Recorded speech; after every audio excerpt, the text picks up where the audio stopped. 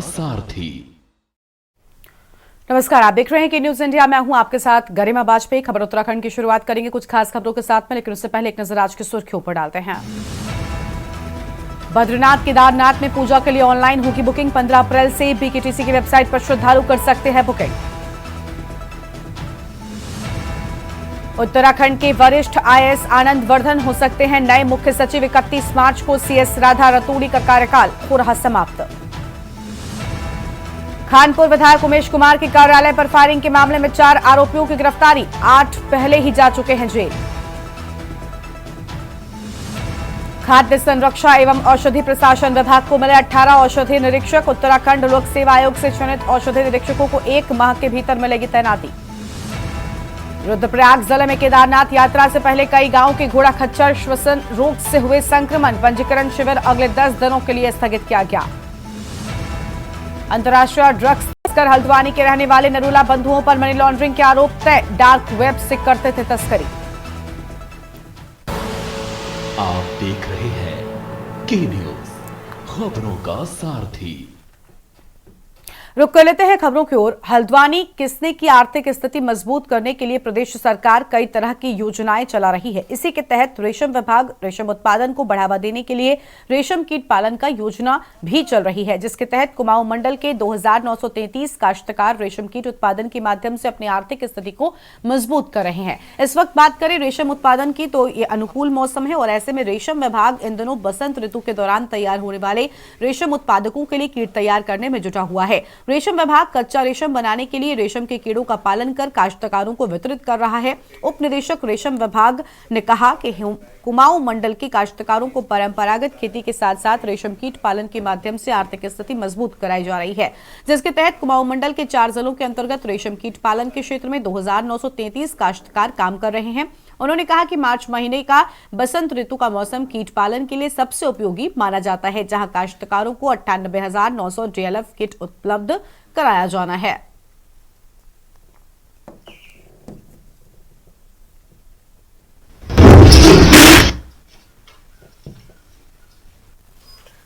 इस समय बसंत फसल का सीजन चल रहा है, चूंकि उत्तराखंड के अंदर 2 समय पर फसलें मुख्य रूप से ली जाती हैं, रेशम की, सहतूती रेशम की, जो बसंत फसल होती है और मानसून फसल होती है। ये बसंत फसल का समय चल रहा है जो कि मार्च और अप्रैल में होता है।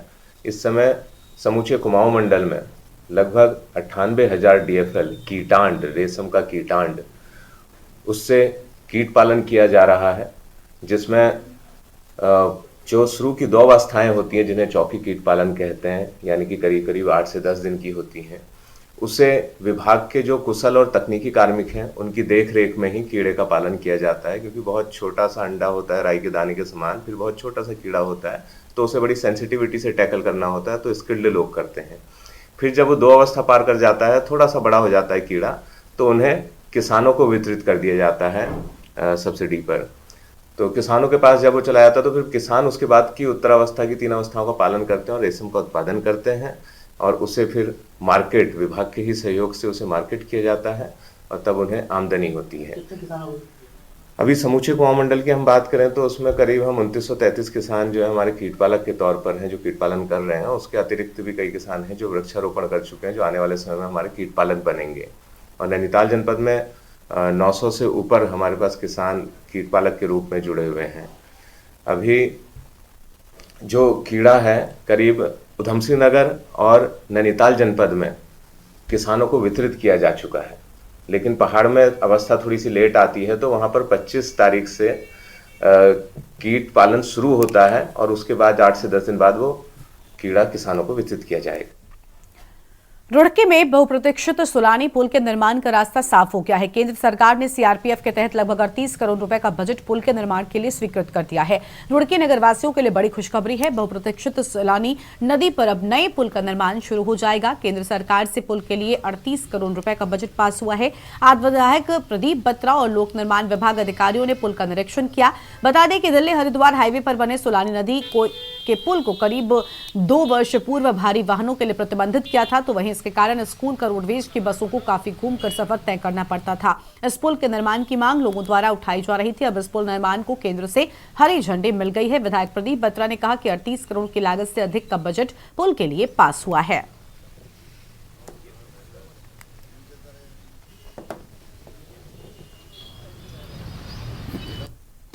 करने का प्रयास करते हैं। तो मैं समझता हूँ कि पूर्व प्रतिष्ठित जो पुल था सोनाई नदी का, जिसकी वजह से काफ़ी बच्चों को दिक्कत हो रही थी, स्कूल बसेज जो है वो नहीं जा पा रही थी, उसका सैंक्शन हो गया है, बजट उसका आ गया है।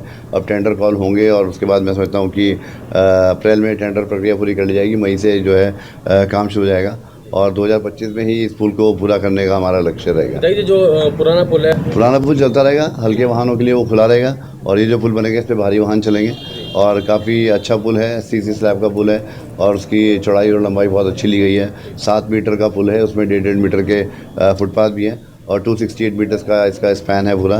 तो मैं कहता हूँ कि आधुनिक तकनीक से ये पुल बनेगा और आगे 50 साल की इसकी गारंटी होगी। लगातार आप प्रयासरत रहे हैं, लेकिन अब प्राथमिकता पे हम लोग करते हैं और लगातार मैं प्रयास में था। पहले फेज़ का जो इसका बजट आया था, मैंने आपको जानकारी दी थी कि उसमें सर्वे हुआ था और ड्राइंग बनी थी। IIT कानपुर से इसका डिज़ाइन पास हुआ था, एस्टीमेट बना था। अब ये द्वितीय चरण का ये काम पूरा हो गया है। अब तृतीय चरण में टेंडर होके और टेक्निकल बिड और फाइनेंशियल बिड इसकी जब हो जाएगी तो ये काम अलॉट हो जाएगा और ये तुरंत शुरू हो जाएगा। हल्द्वानी शहर में सड़क हादसे थमने का नाम नहीं ले रहे हैं। ताजा मामला कमलू वागजा रूट का है, जहां पर एक तेज रफ्तार 12 टायर ट्रक ने मोटरसाइकिल सवारों को टक्कर मार दी। हादसे में एक व्यक्ति की मौके पर ही मौत हो गई, जबकि 2 अन्य गंभीर रूप से घायल हो गए। आपको बता दें कि स्थानीय लोगों ने तुरंत ही घायलों को नजदीकी अस्पताल पहुंचाया, जहां पर डॉक्टरों ने दोनों को मृत घोषित कर दिया। इस दौरान घटना की सूचना मिलते ही पुलिस मौके पर पहुंची और ट्रक को कब्जे में ले लिया गया है। साथ ही पुलिस ने मृतक के शव को पोस्टमार्टम के लिए भेज दिया है और आगे की कार्रवाई जारी है।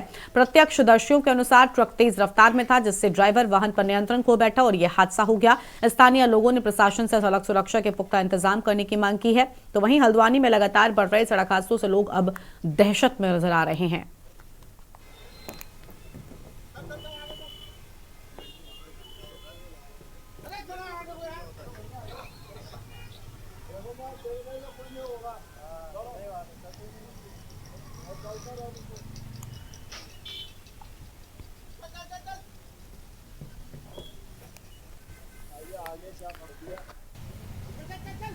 रुड़की पहुंचे उत्तराखंड के पूर्व मुख्यमंत्री हरीश रावत ने प्रेस वार्ता कर भाजपा सरकार पर जमकर निशाना साधा। उन्होंने सरकार की नाकामियों पर सवाल उठाते हुए कहा कि अगर सरकार अपनी 8 उपलब्धियां गिना दे तो वो अपनी 80 असफलताएं बताने को तैयार हैं। हरीश रावत ने आरोप लगाया कि किसान और मजदूर परेशान हैं, गन्ना किसानों का बकाया नहीं चुकाया गया और अब तक गन्ने के दाम भी घोषित नहीं हुए। उन्होंने कहा कि भाजपा खुद को सनातनी बताती है, लेकिन असल में वो सिर्फ तनातनी कर रही है।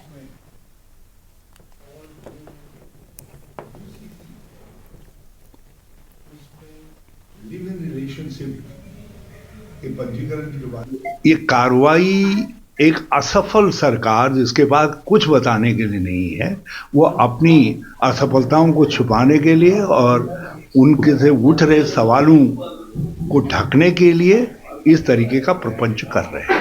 ये प्रपंच है, बाकी कुछ नहीं है। और अवैध तो तब हो जब किसी कानून का उन्होंने उल्लंघन किया हो। आपका मदरसा बोर्ड है, उसमें अप्लाई करने की, मदरसा खोलने की पद्धति है। उन्होंने आपके पास अर्जी लगाई है, आपने उसमें निर्णय नहीं दिया है।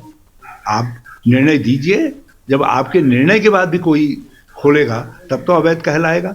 जब आपने निर्णय ही नहीं दिया है तो आप उसको अवैध कैसे कह सकते। और मैं तो आज दूसरी बात कर रहा हूँ, कह रहे हैं बच्चों का क्या होगा जो मदरसों में पढ़ रहे हैं। आप उनके भविष्य के साथ खिलवाड़ करने की इजाज़त नहीं दी जा सकती है। धामी जी को उन बच्चों की पढ़ाई का बंदोबस्त करना चाहिए, ये हमारे राज्य की जिम्मेदारी है। इससे हमारी शान में, राज्य की शान में कुताही हो रही।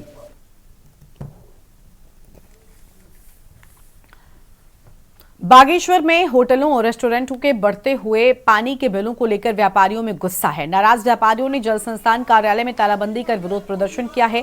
व्यापार मंडल अध्यक्ष कवि जोशी के नेतृत्व में व्यापारी जल संस्थान कार्यालय पहुंचे और जमकर नारेबाजी की है। उन्होंने कहा कि कई होटल्स और रेस्टोरेंट्स का पानी का बिल 10 से 15 हजार रुपए तक आ रहा है, जबकि वो इतना पानी खर्च भी नहीं कर रहे हैं।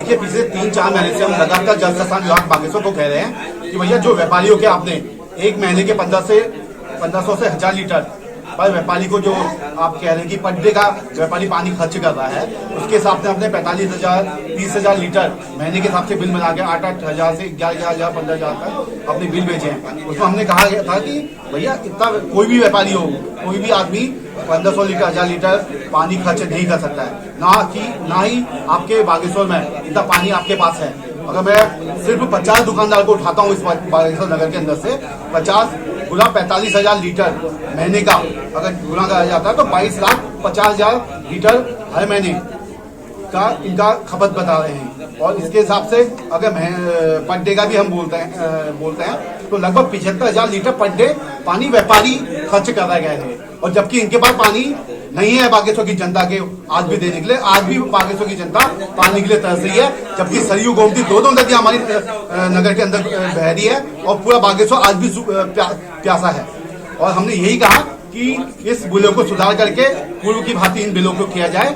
तो लगभग 3 महीने लगातार हो चुके हैं, परसों 6-7 दिन पहले हम डीएम साहब के पास गए थे इसी मामले को कह के। पौड़ी जनपद स्वास्थ्य विभाग के द्वारा राष्ट्रीय बाल स्वास्थ्य कार्यक्रम के तहत जिले के 15 ब्लॉकों के चिकित्सा अधिकारियों, फार्मासिस्ट और एएनएम को 2 दिवसीय कार्यशाला में प्रशिक्षण दिया गया। विकास भवन सभागार में आयोजित इस कार्यशाला में आरवीएस के वेब पोर्टल, रिपोर्टिंग फॉर्मेट और मोबाइल हेल्थ टीम से जुड़ी जानकारियां साझा की गई। एनएचएम के जिला नोडल अधिकारी व सीएमओ डॉक्टर रमेश कुमार ने कहा कि प्रशिक्षण के दौरान अनीमिया मुक्त भारत अभियान को लेकर T3, T4 कैंपेन की जानकारी दी गई है।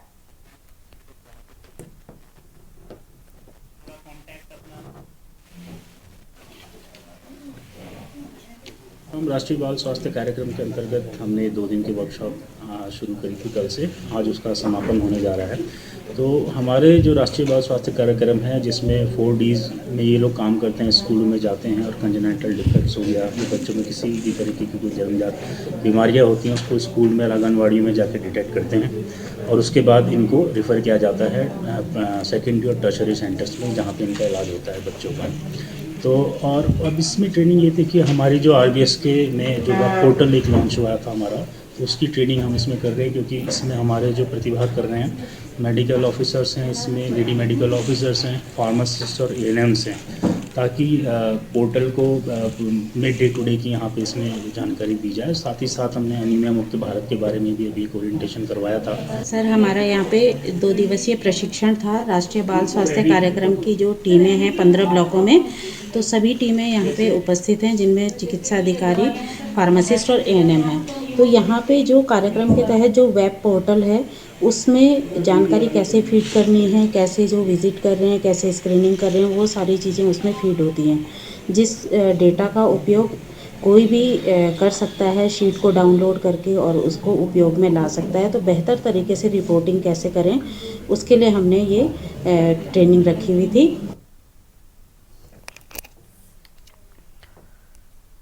रुद्रपुर के रामपुरा चौकी के 2 पुलिसकर्मियों पर 15 वर्षीय युवक को बेरहमी से पीटने का आरोप लगा है। घटना के विरोध में कांग्रेस नेता मोहन खेड़ा और संजय जुनेजा के साथ ही बड़ी संख्या में मुस्लिम समुदाय के लोग कोतवाली पहुंचे और पुलिस के खिलाफ शिकायती पत्र सौंपा है।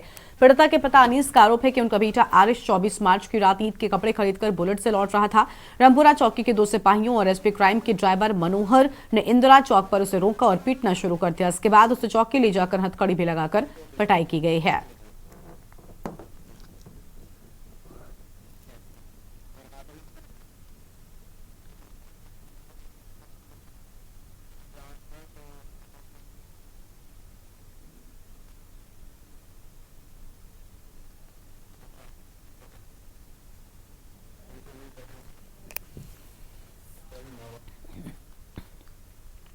हाईकोर्ट के आदेश के बाद में देहरादून की सड़कों पर तेज रफ्तार वाहनों पर सख्त कार्रवाई की जाएगी। नई व्यवस्था के तहत जब भी कोई वाहन तेज गति से दौड़ेगा तो उसके मालिक, नजदीकी थाना, पुलिस नियंत्रण कक्ष और गश्त कर रही पुलिस को तुरंत ही अलर्ट मिल जाएगा।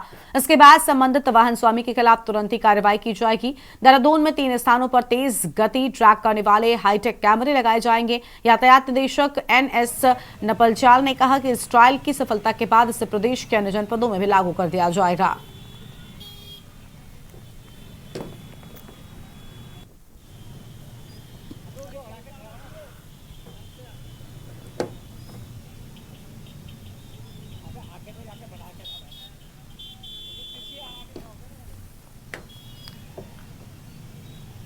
विकासनगर के सहसपुर थाना क्षेत्र में इंसानियत को शर्मसार करने वाला एक मामला सामने आया है। अंधविश्वास और झाड़ फूंक के चलते एक मां ने अपने 7 महीने की मासूम बच्ची को पानी की टंकी में डुबोकर मार डाला। बताया जाता है कि धर्मवाला निवासी मुंतजर की बेटी लंबे समय से बीमार थी, जिससे उसकी पत्नी मानसिक तनाव में थी और झाड़ फूंक में लगी थी।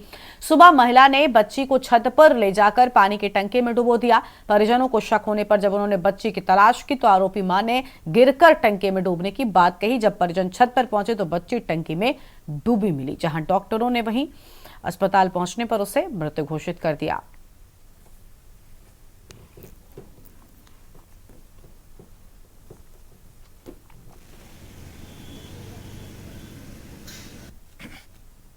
इस थाना सहसपुर के ग्राम धर्मावाला का मामला है, जिसमें एक व्यक्ति मुंतजी द्वारा थाने पे तहरीर दी गई है कि उनकी पत्नी साबिया द्वारा उनकी 7 माह की एक बालिका बरीरा उमर को पानी की टंकी में गिराया गया है तथा अपनी तहरीर में यह भी उल्लिखित किया है कि बच्ची कई दिनों से बीमार चल रही थी और उसके डॉक्टर और झाड़ फूक आदि भी चल रही थी।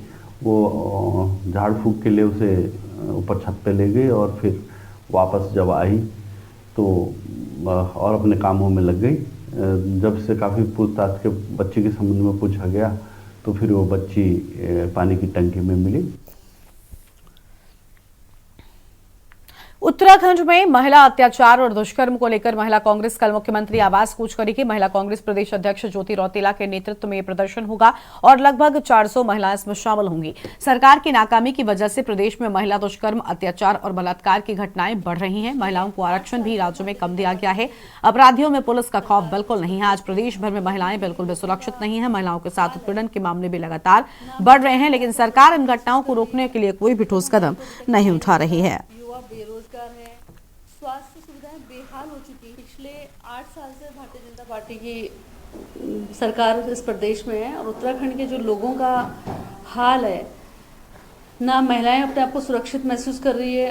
अंकिता भंडारी को अभी तक न्याय नहीं मिला। युवा बेरोजगार है, स्वास्थ्य सुविधाएं बेहाल हो चुकी हैं और तमाम मुद्दों के साथ हम लोग इस बार मुख्यमंत्री आवास घेराव कर रहे हैं। हम सीएम साहब को बोल रहे हैं कि आप 3 साल जो बेमिसाल बोल रहे हैं उसमें उत्तराखंड के लोगों के 3 साल बेहाल हैं और वो परेशान हैं और यहाँ का युवा, यहाँ की महिलाएं परेशान है। उसको लेकर तमाम मुद्दों के साथ उत्तराखंड मुख्यमंत्री का आवास घेराव है।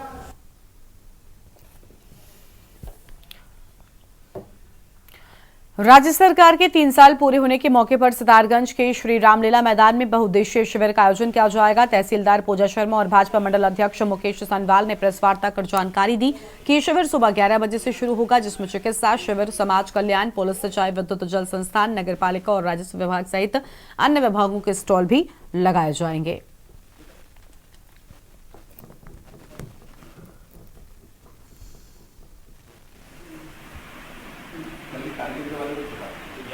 हमारी वर्तमान सरकार के 3 वर्ष पूर्ण होने पर जन सेवा थीम पर, सेवा, सुशासन और विकास के लक्ष्य पर, के विकास के थीम पर विधानसभा सितारगंज अंतर्गत रामलीला मैदान प्रांगण पर बहुउद्देशीय कैंप और चिकित्सा शिविर का आयोजन किया जा रहा है, जिसमें निःशुल्क ओपीडी, निःशुल्क दवाओं का वितरण, विभिन्न प्रकार की सरकार की कल्याणकारी योजनाओं, प्रमाण पत्रों, विभिन्न प्रकार के उपकरणों का वितरण भी किया जाएगा। इसमें हम सभी जिला प्रशासन की तरफ से आपसे अनुरोध भी करते हैं कि आप सभी लोगों के द्वारा इसमें जनता के बीच व्यापक प्रचार प्रसार कर इस कैंप को सफल और विकसित करने में हमारा सहयोग प्रदान करें। राज्य के क्षेत्रीय दल राष्ट्रवादी रीजनल पार्टी के नेताओं ने राज्य सरकार के खिलाफ डोईवाला तहसील में प्रदर्शन करते हुए एसडीएम डोईवाला को प्रेषित ज्ञापन में कहा कि प्रदेश में शराब के चलन को बढ़ावा देने के लिए शराब को सस्ता किया जा रहा है, जबकि राज्य के निजी स्कूलों में शिक्षा लगातार महंगी करके आम जन के गरीब बच्चों को शिक्षा से दूर करने का काम राज्य की भाजपा सरकार कर रही है। प्रदर्शनकारी राष्ट्रवादी रीजनल पार्टी के नेता संजय डोभाल और शशिबाला ममगाई ने कहा कि राज्य सरकार सिर्फ नशे में राज्य और यहाँ के युवाओं को ढकेल रही है और शिक्षा को महंगी कर आम आदमी के बच्चों से शिक्षा को दूर करने वाली भाजपा सरकार के खिलाफ राज्यपाल से कार्रवाई की मांग की गई है।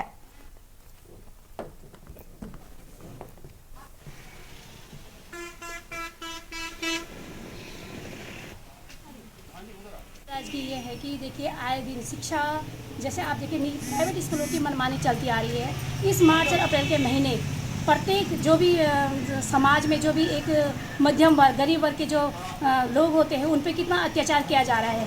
आप देखिए लेसन वही रहते हैं, केवल बाहर से पोस्टर चेंज किए जाते हैं। बुकें नहीं कराने के लिए हर चीज़ में आप देखिए फीस वृद्धि की जा रही है। इसके संदर्भ में आज हम यहाँ पे ज्ञापन देना है। तो शोषण हो रहा है? बिल्कुल सर, जनता का शोषण हो रहा है। आप देखिए ना, शराब सस्ती है, हर चीज़ सस्ती, लेकिन शिक्षा का स्तर एक क्यों नहीं हो रहा है? एक तरफ बोलते हैं कि शिक्षा का स्तर एक होना चाहिए, लोग बोल रहे पलायन कर रहे हैं गांव से, पब्लिक स्कूलों में लोग आ रहे हैं। पब्लिक स्कूलों में लोगों का आने का कारण क्या है? उसके बाद देखिए लोग बेचारे गांव से यहाँ पे आ रहे हैं, 5-10 हज़ार रुपये किराया दे रहे हैं। उसके बाद लोग गरीब मेहनत करके अपने बच्चों को पब्लिक स्कूलों में पढ़ा रहे हैं, उसके बाद 5-10 हज़ार रुपये फीस दे रहे हैं। कहीं ना कहीं आप देखिए सरकार को इस मामले में संज्ञान लेना चाहिए। ऐसा लगता है कि जो शिक्षा विभाग है ये प्राइवेट स्कूलों के हाथों में ही है। मुझे लगता है कि प्राइवेट स्कूल ही शिक्षा विभाग को चला रहे हैं। फीस हमारी, ट्यूशन हमसे, यूनिफॉर्म हमसे, सब कुछ हमसे करके एक दिन ऐसा भी आने वाला है कि कई जगह बच्चों की बालों की कटिंग हमारे यहाँ से करवाओ और पढ़ाने के लिए ट्यूशन कराओ, बाकी हमारी फीसें जमा कर दो, हमारे यहाँ से खाली मोहर लग के सर्टिफिकेट मिलेगा। शिक्षा आप कहीं भी दे सकते हैं, चाहे ट्यूशन के माध्यम में हो सके तो ट्यूशन भी हमारे टीचरों से करवाओ। क्या चाहते हैं, क्या होना चाहिए? सर देखो ना, शराब सस्ती, अभी आपने वर्तमान में देखा है कि शराब सस्ती होती जा रही है। शिक्षा लगभग 2018 से निरंतर हर वर्ष इसमें वृद्धि है। दूसरा जो किताबें हैं, जबकि सरकार कह चुकी है कि एनसीईआरटी के अलावा कोई भी पुस्तकें न चले, फिर भी स्कूल नहीं मान रहे, हर स्कूलों की कोई बिल्कुल मानी नहीं। तभी तो लग रहा है, मुझे लगता है शिक्षा विभाग ही प्राइवेट स्कूल चला रहे हैं।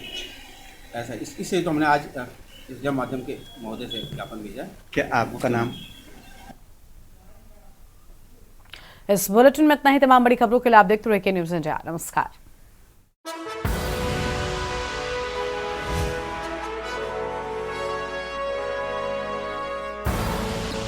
आप देख रहे हैं के न्यूज़।